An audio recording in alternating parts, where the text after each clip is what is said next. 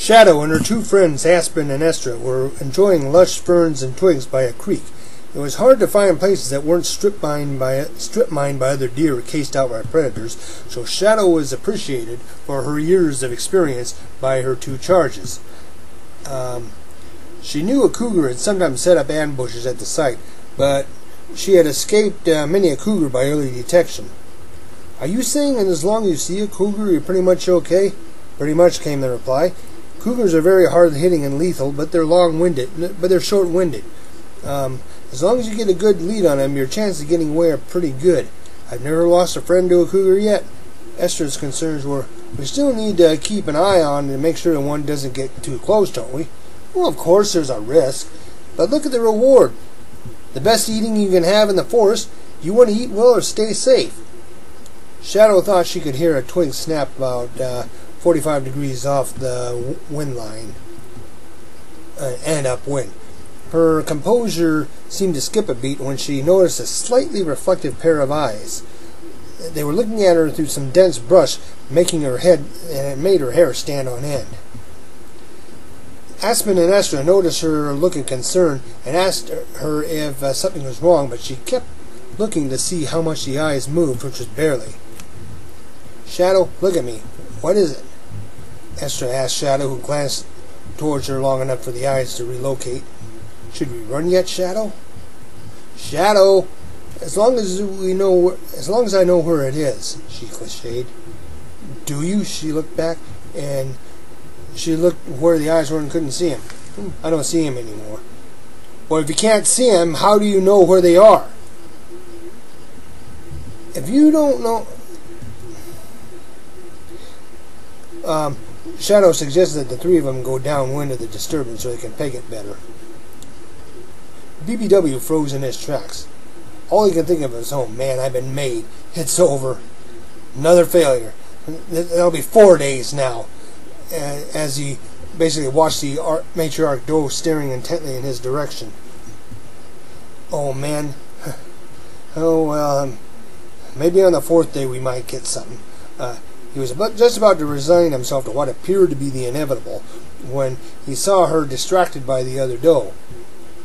She looked away, giving him his chance to lose himself in the cover. Had they spotted Sable? Was he in a bad position to spook the deer, as doing so would... He was in a bad position to spook the deer, as doing so would make them flee upwind and away from the trap. And joy of joys, he saw the 3 deer moving downwind of his position. "Yes! Yes!" he said to himself. "Perfect position! Especially if Sable made it to hers. If they were made at this point, they'd still be able to herd them into the trap." BBW hazarded an assumption that he could come out of hiding now and get the show rolling. Assuming the deer would take off like a shot the second he came out of cover, he stepped out into the open. To his surprise, the 3 merely tensed up but didn't run. The trembling deer stared in terror at him and at each other. "Aren't you 3 supposed to be running away?" Presumably their standing still should make them easier to catch, but it's harder to react to. The fury sense made it clear that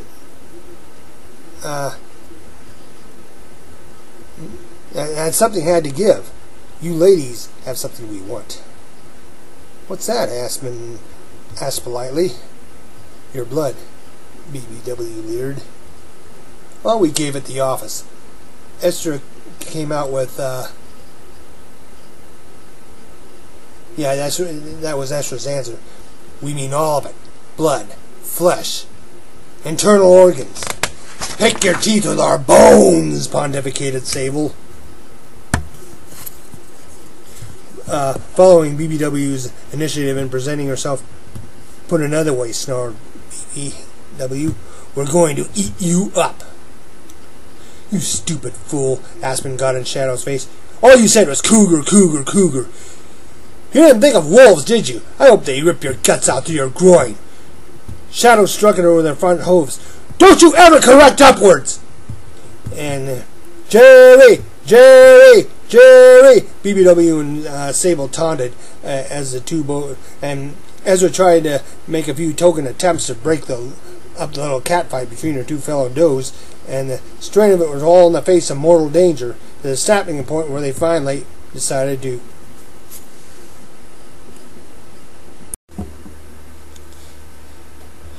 So they all decided to make like the Red Sea and split. "Don't run! Worst thing you can do!" Shadow cried after her. "Shut up, you idiot! I'm not listening to you anymore!" Esther screamed back. Shadow chased after her. Aspen followed suit. This was all the incentive BBW and Sable needed to explode into action. The deer quickly became aware that the wolves were in hot pursuit. As Sable closed the gap between her and the terrified and dodging Aspen, she noticed Shadow slowing slightly and positioning herself between Aspen and the pursuing carnivore. "Fine by me," she said to herself, and maneuvered to slash her canines into Shadow's rump. Like a high-powered staple remover, her front teeth gouged out a fistful of hair. Yeah, hair, hide, and muscle. Finally, if nothing else happens, at least Sable tasted venison that day. But things were to unfold quickly. The pain adrenalized Shadow into a burst of speed that temporarily put distance between her and Sable, but it was just a matter of time before the injury slowed her down. Though she was pretty much past the point where she would have been safe if pursued by a cougar. Not only were the longer-winded wolves still hot on her flanks, she noticed two other wolves rapidly merging in her direction, like traffic on a freeway on-ramp. Two other does must have been pretty tough does. Huh? She noticed one of them cutting in front of her and striking a wound in Esther's hindquarters. Suddenly, the black she-wolf tore into Shadow's flank and groin just before BBW seized a hold of one of Shadow's hind legs and started pulling, and the two started pulling in different directions. She was slowed abruptly. One of the wolves tripped and stumbled, causing Shadow herself to stumble over, wolves attacking her as she rolled.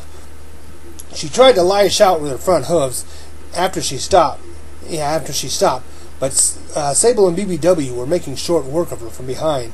In her final seconds of consciousness, she noticed Cletus had abandoned his pursuit of Estra and was heading back in her direction. Seeing Shadow under his packmate's control, he wanted to take part in killing her so he could be the first to begin feeding on her, get first dibs. If he assisted Uz and Babe in killing Estra, he would have to wait until his parents both finished eating before he could have any. Quickly making it through what little defense Shadow had left, he unceremoniously tore her throat out, and breakfast was served.